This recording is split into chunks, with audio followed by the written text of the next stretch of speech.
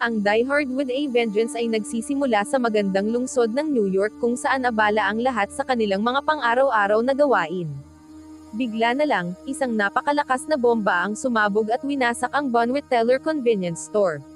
Sa himpilan ng pulisya, nagkakagulo ang lahat. Nakatanggap si Inspector Walter Cobb ng agarang tawag mula sa isang lalaking nagngangalang Simon, na umaaming siya ang may kagagawan ng pambobomba. Binalaan ni Simon na ito pa lang ang simula, at inutusan niyang maglakad si John McClane sa Harlem na may dala na placard na may nakasulat na racist, kahit na suspendido pa si McClane sa trabaho. Tinawag ni Simon ang mapanganib na hamon na ito na Simon Says. Sakay ng police van, sina Cobb at ang kanyang team, sina Detective Joe Lambert, Connie Kowalski, at Ricky Walsh, ay naghatid kay John sa lugar. Habang nasa biyahe, halatang magulo na naman ang buhay ni John, muli siyang hiwalay sa asawa at sobra sa pag-inom. Ibinahagi ni Ricky ang impormasyon tungkol sa ilang krimen kamakailan, 3 pagpatay sa Red Hawk at ang pagnanakaw ng 14 na dump truck mula sa isang imbakan sa Staten Island. Pagdating nila sa Harlem, nagubad si John hanggang underwear at pabirong sinabi kay Connie na siya ang unang babaeng nakakita sa kanya ng ganun mula pa noong si Holly. Inilagay ni Lambert ang baril sa kanyang likod habang binibigyan siya ni Cobb ng mga huling tagubilin. Ang backup ay 10 block ang layo, na hindi ikinatuwa ni John. Dahil wala siyang ibang pagpipilian, kinuha ni John ang karatula at lumabas ng van. Nangako si Cobb na babalik sila sa loob ng 15 minuto, ngunit malamig na tugon ni John, patay na ako sa loob ng 4 na minuto. Mag-isa na ngayon, naglakad siya papasok sa Harlem, lubos na alam ang panganib na naghihintay. Sa isang kanto, sinalubong ng tindero na si Zeus Carver ang kanyang mga pamangkin na sina Dexter at Raymond, na tinangkang ibenta sa kanya ang isang nakaw na radyo na ibinigay sa kanila ng isang siga. Tinawag silang mga tanga ni Zeus dahil ginagamit lamang sila ng mga siga, at tinuruan sila ng leksyon tungkol sa buhay. Pagkatapos noon, aalis na sana ang mga bata papasok sa paaralan ngunit sinabi nila sa kanilang tiyuhin na kailangan niyang tingnan ito. Pagtingin niya, sinabi ni Zeus sa kanyang mga pamangkin na tawagan ang mga pulis at i-report ang isang murder in progress. Walang pag-aatubili, naglakad siya papunta kay John, sinusubukang pakalmayin ang sitwasyon bago pa ito maging madugo. Pinilit niyang ipasok si John sa kanyang tindahan bago siya mapansin ng isang gang sa paligid, ngunit huli na, nakita na siya ng grupo at nagsimulang lumapit. Mabilis na sinabi ni John kay Zeus na siya ay isang pulis at ipinaliwanag na ang taong nagpasabog sa Bonwit Teller ang nagpilit sa kanya na isuot ang karatula sa Harlem bilang isang malupit na laro. Habang sinusubukang magpaliban ng oras, sinabi ni Zeus sa gang na si John ay isang tumakas na pasyente mula sa Bellevue Hospital, ngunit hindi sila naniwala. Ilang sandali pa, inatake nila si John. Tinamaan ng ilang beses si John bago napansin ni Zeus ang baril na nakadikit sa kanyang likod. Agad niya itong kinuha at tinutukan ng baril ang mga siga, sapat para makatakbo silang dalawa papasok sa isang taxi at mabilis na tumakas. Sa loob ng taxi, si Zeus, na ngayon ay may sugat sa braso, ay galit na galit dahil marahil nasira na ang kanyang tindahan. Bagaman nanginginig pa rin, nanatiling kalmado si John at inutusan ang driver na pumunta sa downtown police station, na ikinainis ni Zeus. Sa himpilan ng pulisya, ginagamot si John sa opisina ni Cobb habang si Zeus ay tinatahi ang kanyang sugat. Si Dr. Fred Schiller, ang psychologist ng departamento, ay nagpasya na si Simon ay isang klasikong megalomanian na nahuhumaling sa pagkontrol kay John. Binalaan niya ang lahat na personal ang laro ni Simon, gusto niyang sirain si John bago siya patayin. Napansin ni Lambert na marami ng kaaway si John, ngunit giit ni Schiller, totoo ang pangalang Simon. Nakatuklas si Lambert ng isang sospek, si Robert Simon, na sangkot sa pangingikil at kidnapping, ngunit itinanggi ito ni John. Naiulat naman ng bomb expert na si Charlie ang isang bomba sa palaruan, isang epoxy-based binary liquid explosive. Ipinakita niya ito sa pamamagitan ng paghahalo ng 2 malinaw na likido at paghahagis ng paperclip na agad nagdulot ng malakas na pagsabog. Binalaan niya na kapag naghalo ang pulang likido sa malinaw na likido, tiyak na sasabog ito, maaaring sa loob ng 10 segundo o 2 minuto. Binanggit ni Lambert ang isang kamakailang pagnanakaw ng 2,000 libra ng likidong pampasabog mula sa Livermore Labs.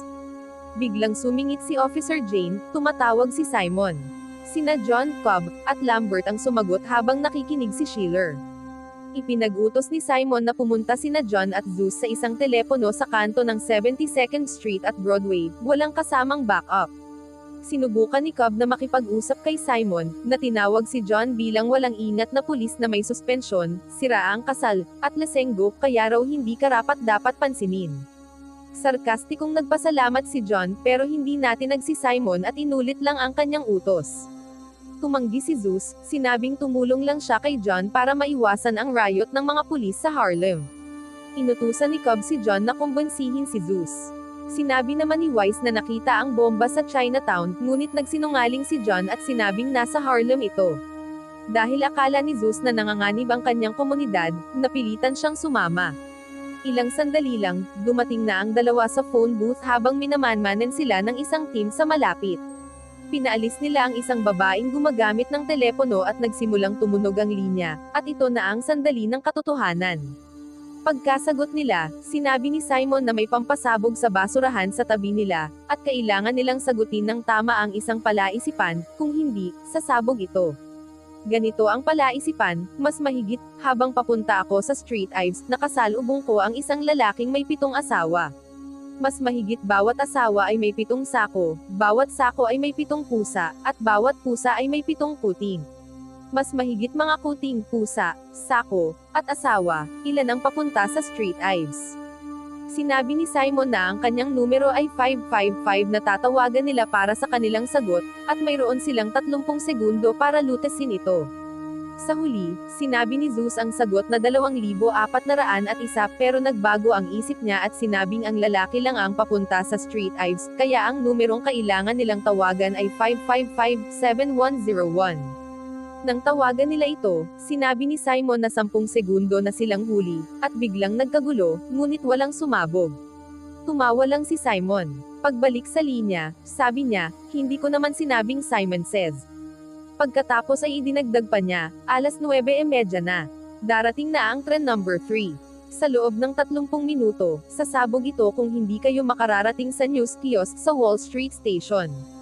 Pwede lang silang gumamit ng sibilyang paraan ng transportasyon, at nagsimulang tumakbo ang oras. Dahil kailangan nilang bumiyahe ng 90 blocks sa loob ng 30 minuto, ninakaw ni John ang isang taxi at dumaan sa ibang ruta. Nag-shortcut siya sa park sa halip na sa tamang daan. Naiwan ang kanilang backup team, pero sa totoo lang, baka gusto ko ring isama to sa bucket list ko, kasi mukhang ang saya-saya ni John habang tinatakot ang lahat ng madaanan niya. Sa bawat pagliko at biglang preno, tuloy lang siya hanggang makabalik sa kalsada. Pagkatapos ay sinabi ni Zeus na mayroon na lang silang 27 minuto. Habang naipit sa matinding trapiko, nakipag-ugnayan si John sa base command at iniulat ang isang pagpatay, inaasahan niyang may paparating na ambulansya patungo sa pinangyarihan. Mabilis niyang namataan ang ambulansyang dumadaan sa trapiko at sumusunod ng malapitan. Huminto ito, at may 18 minuto na lang ang natitira, kaya't pinilit ni John makalusot sa maling lane ng kalsada at pinahinto ang sasakyan, planong sumakay ng tren para tapusin ang biyahe. Sinabihan niya si Zeus na puntahan ang telepono habang siya naman ang magdidisarma ng bomba. Sa kasamaang palad, hindi naabutan ni John ang tren, kaya binuksan niya ang isang takip ng kanal sa gitna ng kalsada upang makalusot sa ibabaw ng tren at pilit na pumasok. May 15 minuto pa siyang natitira upang hanapin at idisarma ang bomba. Samantala, may sarili ring problema si Zeus nang biglang sumakay sa taxi ang isang mayabang na pasahero at nag-utos na dalhin siya sa Wall Street. Habang abala si John sa paghahanap sa loob ng 15 minuto, nakarating si Zeus sa istasyon 1 minuto bago ang takdang oras. Nahanap ni John ang bomba pero halatang hindi niya alam kung paano ito idisarma. Si Zeus naman ay nakarating na sa telepono, ngunit ayaw umalis ng lalaking naroon.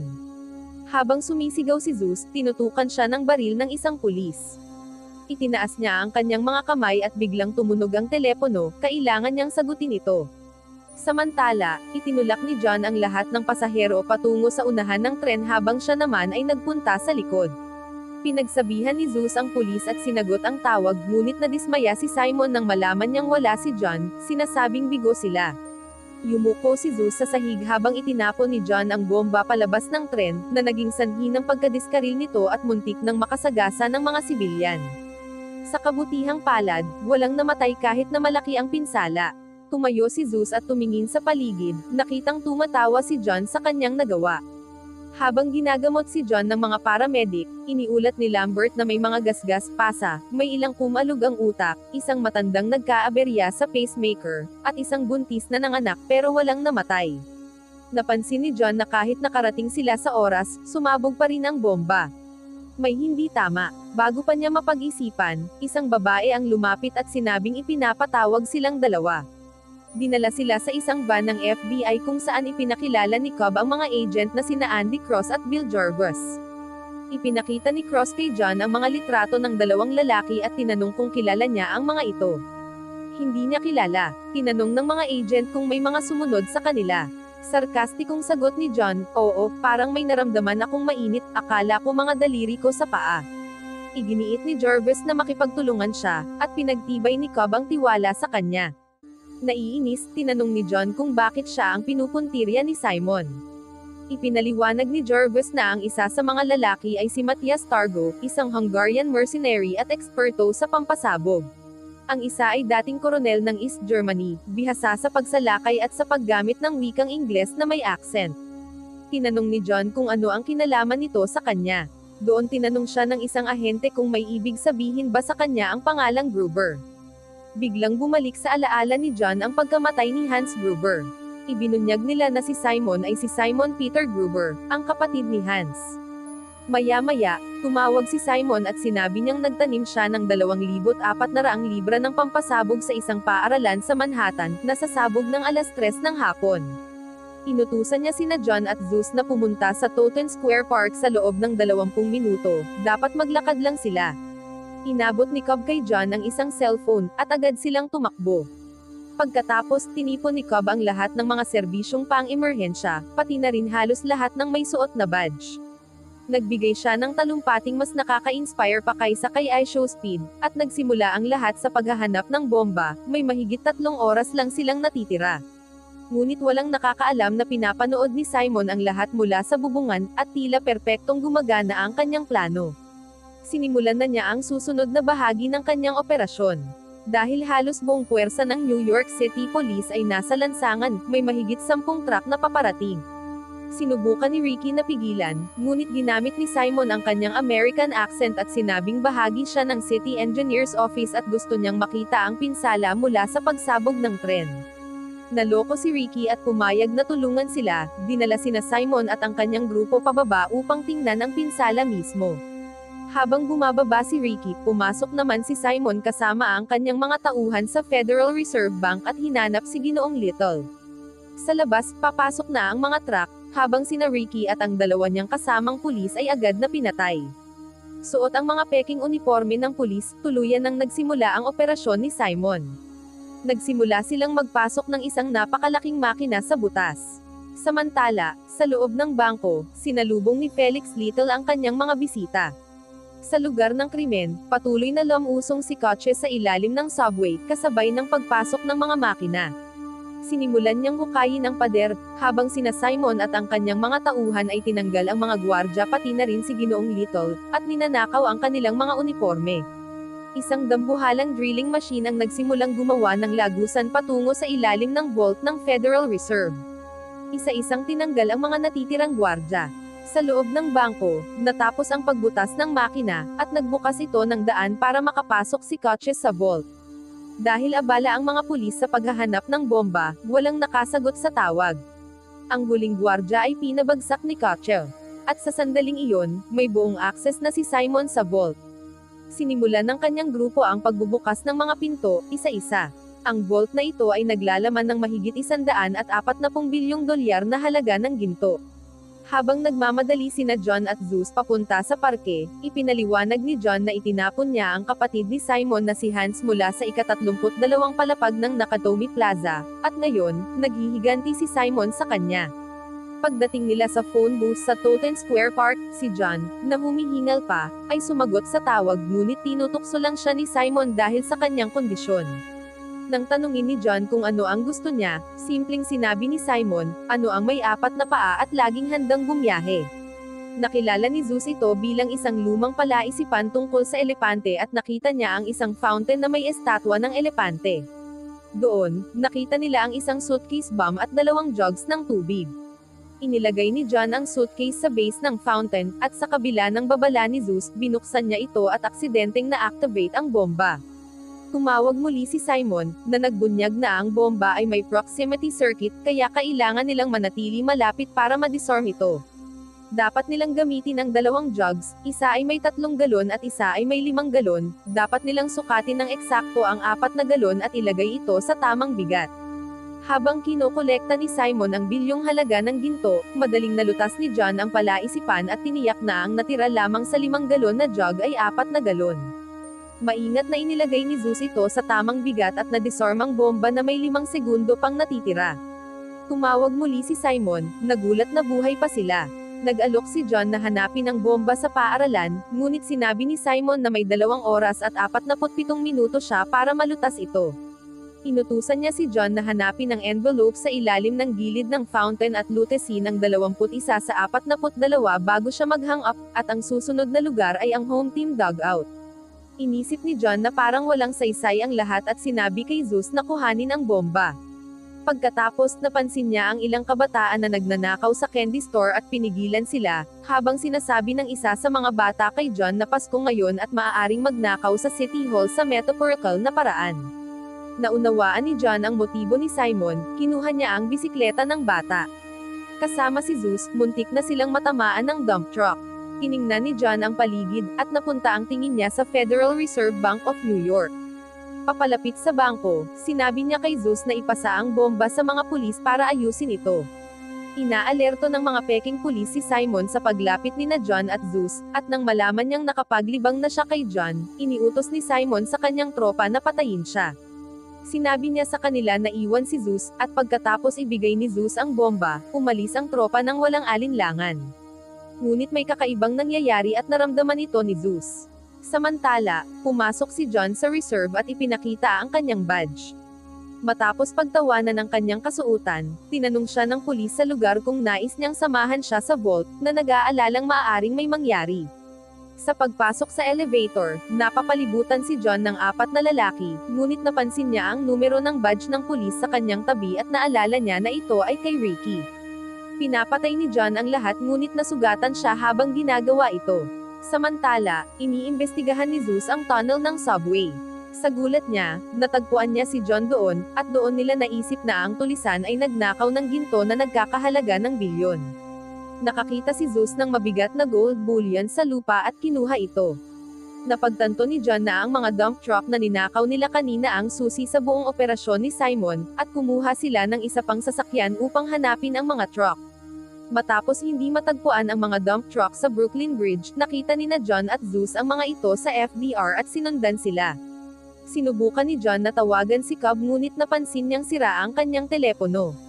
Habang pinag-uusapan nila ang clue na 21 out of 42, may sasakyan na humaharang sa kanila. Naiinis, tinawag ni John ang driver na si Hillary Clinton, na nagbigay ng ideya kay Zeus.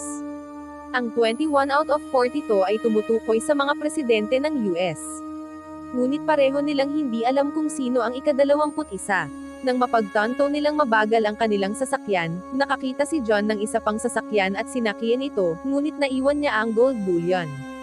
Mabilis niyang tinawagan si Cobb at iniulat na isang heist ang nangyari at ninakaw nila ang ginto ng Federal Reserve na inilipat papuntang Hilaga gamit ang dump trucks. Labis na nabigla si Cobb sa mga bomba sa paaralan at nahirapan maniwala. Pinilit siya ni John na isara ang mga tulay sa East River at magpadala ng helicopter, ngunit naputol ang tawag. Tumawag si Cobb para isara ang lahat ng tulay sa East River na hilaga ng 59th Street. Samantala, napagtanto ng mga tulisan na hindi tumawag ang mga lalaki sa reserve at iniisip nilang may nangyari sa kanila, kaya nagdulot ng kaguluhan at takot. Tumawag si Simon sa isang radio show at sinabing hinahanap ng mga pulis ang mga bomba sa paaralan. Natakot ang lahat at kalahati ng lungsod ay nagpanik. Nawala sa paningin ni na John at Zeus ang dump trucks hanggang sa makita ito ni Zeus. Sumalpok si John sa isang pader ng highway para pigilan ito. Sinabi ng driver na si Jerry Parks na patungo siya sa water aqueduct. Dinala ni Jerry si John sa water tunnel number 3, at sinundan siya ni Zeus.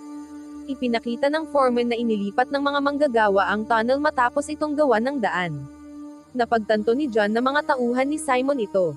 Ang mga tunnel ay dumaraan sa ilalim ng isang sawmill papunta sa cofferdam, na may vent shafts bawat 2 milya. Pinadala ni John si Zeus sa Yankee Stadium habang siya ay papunta sa tunnel. Habang minamaneho siya ni Jerry patungo sa water pipe, ipinaliwanag ni Jerry ang detalye tungkol sa Tunnel 3. Naharang ang kanilang ruta ng isang dump truck, at nang maghanda si Jerry na lumabas, pinigilan siya ni John. Alam niya na mga tauhan ni Simon ang nasa loob. Kinuha ni John ang hard hat at jacket ni Jerry, lumabas, at pinatay ang 2 lalaki. Habang sinusuri ang sasakyan, nakakita si John ng radyo at isang roll ng quarters. Nakita ni Jerry ang mga patay na katawan at ibinalik ni John ang hard hat at jacket. Inutusan ni John si Jerry na tawagan si Cobb at alamin kung sino ang ika-21 na presidente. Sinabi ni Jerry sa kanya na si Chester A. Arthur iyon, binigyan siya ng maikling kasaysayan bago umalis si John. Habang nagmamaneho si John sa tunnel, sinusubukan siyang tawagan ni Simon. Niloloko siya ni John, kinukumpirma na patay na si Niels Claus at 4 pa mula sa bangko. Sinabi naman ni Simon kay John na ang truck na minamaneho niya ay may laman na $13 bilyong na ginto at tinanong kung gusto niya ng kasunduan. Nilagyan ni John ng sarkastikong biro, imbes na makipagkasundo, ay maghahabol na lang siya sa kanya. Papunta sa dam, natagpuan ni John na may pansamantalang tulay na nakalagay sa maling posisyon. Habang sinusubukan niya itong ayusin, isang pagsabog ang nag-trigger ng napakalakas na baha. Bumalik siya sa truck para tumakas, pero pinabagsak siya ng malakas na tubig. Umakyat sa bubong ng truck at hinawakan ang vent shaft bago siya tuluyang nalunod. Pinabilis ng puwersa ng baha ang kanyang katawan sa pamamagitan ng isang manhole na naglunsad sa kanya sa binahang lupa malapit sa Catskill Mountains. Si Zeus na nagmamaneho malapit, ay napansin si John na lumilipad mula sa manhole at huminto. Tinanong ni John kung pumunta siya sa Yankee Stadium pero sinabi ni Zeus na walang kahina-hinala roon. Tinanong ni John kung may sumunod sa kanya. Inamin ni Zeus na pinangunahan niya ang mga ito sa isang maling landas. Biglang pumutok ang mga baril, at parehong tumalon ang 2 papasok sa kotse, at mabilis na umalis si Zeus. Habang nangyayari ito, sinabi kay Cobb na ang Federal Reserve ay may pinakamalaking imbakan ng ginto sa buong mundo at tama si John. Biglang lumitaw si Jerry, at habang sinasabi niya kay Cobb ang nangyayari, pumasok ang pulis sa isa pang paaralan para hanapin ang bomba. Matapos maghanap, natagpuan ng team ang bomba na lantad. Nang buksan ang pinto, ipinapakita ng timer na higit kalahating oras na lang bago sumabog, at may abort code ito dahil banta ni Simon na pasabugan ang bomba kung may isang bata man lang ang makakalabas ng paaralan. Kailangan ni Cobb ng tulong, at gaya ng dati, si John ang umaaksyon. Habang hinahabol sila ng mga tauhan ni Simon, pinag-uusapan nila ang ika-21 na presidente at kung paano ipinangalan ang isang paaralan sa kanya. Sa paaralan naman, ginagampanan ni Lambert ang papel bilang fire instructor at nais magsagawa ng bagong fire drill para sa mga bata kung sakaling sumabog ang bomba. Nasa paaralan ang mga pamangkin ni Zeus, hindi alam ang totoong nangyayari sa likod ng eksena. Si John naman ang humawak sa manibela at sinabi kay Zeus na humawak lang. Gumawa siya ng napakagandang stunt pero naaksidente pagkatapos. Sa paaralan, may mga batang naglaro ng tago-taguan, at mayroon ding naglaro ng baraha sa likod ng nakalock na pinto. Samantala, hinanap ni John ang bangkay ng kanyang kaaway at natagpuan ang 10 quarters sa kanya, iniisip na para ito sa tol ng tulay. Nagmaneho sila at nakita ang mga dump truck sa isang bangka. Nababahala si Zeus at gusto nang tumalon, pero may ibang plano si John. Sa natitirang 15 minuto bago sumabog ang bomba, naghahanda ng tumakbo ang mga bata, pero may tiwala si Cobb na makukuha ni John ang code para sa kanila. Si John, gaya ng dati, ay nagkabit ng lubid sa bangka na may kargang truck, at sinabi ni Zeus na siya muna ang mauuna. Habang tumitindi ang tensyon sa paaralan, dahan-dahan na umakyat si Arduous sa bangka nang hindi napapansin ng mga gwardya. Ngunit nang lumihis ang kanilang truck sa linya, napansin ito ng gwardya, at nahulog ang truck sa tulay, na ikinamatay ng gwardya sa proseso. Habang nagrereklamo si Zeus tungkol sa pagkahulog, tumingin siya sa paligid at napansin na wala ni isang tao. Agad silang nagsimulang kumilos ni John at kakaunti lang ang oras nila. Sa mga lalagyan ng ginto sa ibaba, may natuklasan ang mga lalaki sa isa sa mga ito at pumunta sa itaas para siyasatin ang mga lalagyan. Habang papalapit ang oras, nagpasya sina Zeus at John na maghiwalay. Nakakita si Zeus ng maraming tropa at sinundan si Katya, ngunit muntik na siyang mahuli.